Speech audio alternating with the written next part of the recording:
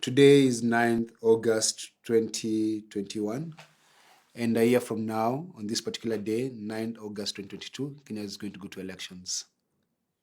And 4 years ago, I ran for public office. I did the improbable. I ran a clean campaign, a campaign to become a member of parliament for Starehe. I did not have any money, but when I was vying for that particular seat, I came to you and said, please support my campaign. And in your thousands supported my campaign. You gave me money, you gave me cars, you gave me your time, and most importantly, you gave me your votes. And I want to say thank you so much for believing in that dream. It was a good dream. I had big ideas for Starehe, but I was not elected. And in the last 4 years, I've been watching the space, being an active citizen, doing the small things that I can as a private citizen. And I want to continue being a private citizen in this country. I know that there are many of you who believe that I should run again, but I don't think I'm going to vie again. Not actually, I don't think I will not be vying again next year's elections. It's very sad that in this country, that qualification for public office is not ideas, is not vision, is not passion, is not love. For you to become elected in this country, you need money. It can be very dirty money. You need a criminal record. So if you rape, you murder, you loot, and you have a bad reputation, you qualify for public office. If you're willing to compromise your values and go and appease a tribal kingpin or affiliate or associate with a big tribal kingpin, then you can become electable. And I don't think that I'm ready to compromise my values to get elected. The people who are running for president, I don't believe in any of them.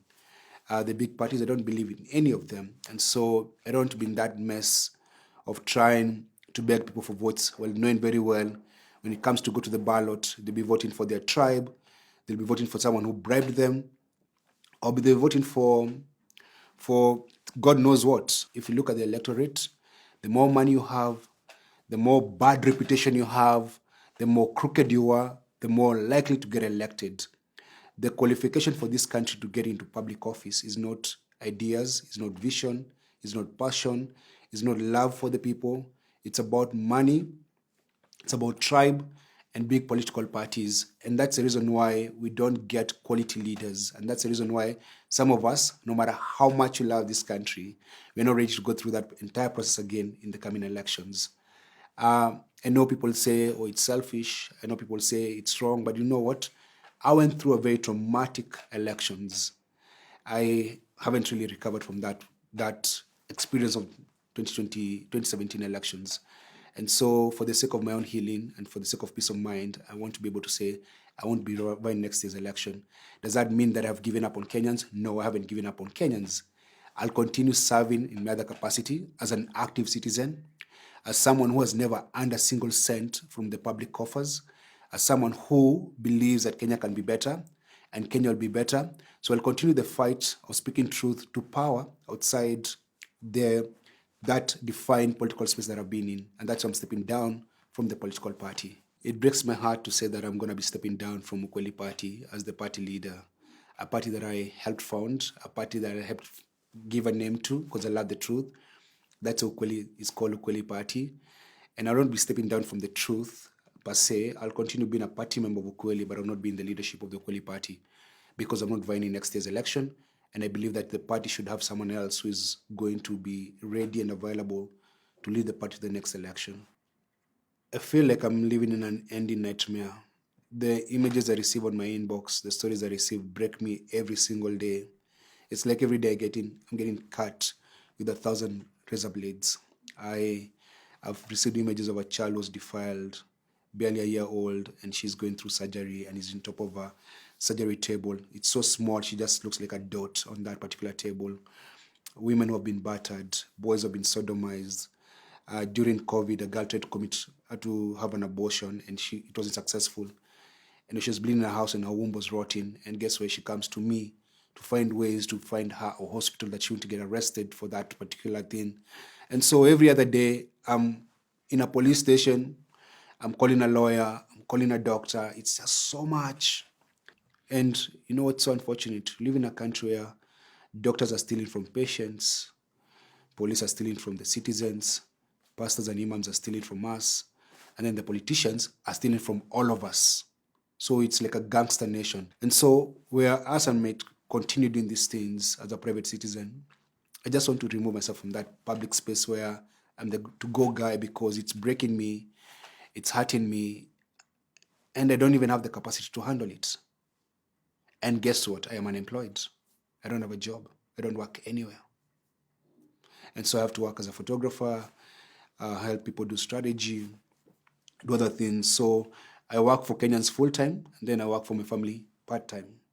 And I want to be able to balance that a bit more time with family and my career, and a bit with Kenyans. I still believe that change in Kenya will not come from some of us who are like in the late 30s and early 40s and older. The younger generation, the guys born in the 90s, the guy who was born when Kibaki became president, because now they're ready to vote. Those are the people who can change this country. But you know what's unfortunate? Because they're very courageous and they demand answers, that's why they're getting killed. If you look at the median age of police murders is between 18 and 22. The guys police are killing every single day. Because those young people are not actually thieves. They just know how to ask for what they believe belongs to them. They're able to say, my right. They're able to say justice, equity, equality. They're able to say those things, and that's why they're being targeted. And if we can put our hope in those young kids and inspire them that they can change this country, that their vote matters, then they lead the revolution that you want. And I think a ballot revolution is possible, but you must demand that. I have learned, and in a very hard way, that change is not a sprint. I was sprinting to the finishing line to change this country, and I realized it's a marathon. And in a marathon, you tire and you have to start walking slowly so that you can save your energy. And what I'm doing right now is that I'm just slowing down a bit so that I don't lose my mind, because I'm almost losing my mind. I walk around every day angry with the state of this nation, angry that our kids don't have good schools in their neighborhoods, angry that there are no playgrounds in our communities, angry that being poor is a crime, angry that all of us are suffering, but you're all silent. I'm just angry. I feel like I'm angry on behalf of the entire country. And so I want to be less angry. I want to just chill a bit and just say, you know what? Breathe in. It's going to be all right, but take your time, because if I continue this anger and just processing everything that I get every day, I'll die sooner than I want to. Even courage takes a rest. So I'm going to just take a rest. But I'll be part of this country. I'm not leaving this country. I will keep on tweeting when I can, sharing your stories when I can. I'll keep on speaking truth to power. But I want to just slow it down. Just want to slow it down. And I hope that the struggle will continue. And I hope that the time that I've been this very vocal frontline person, that I've inspired people to do the same. And I think one of the things that Kenyans must learn to do, protect those that love you. Love those that love you.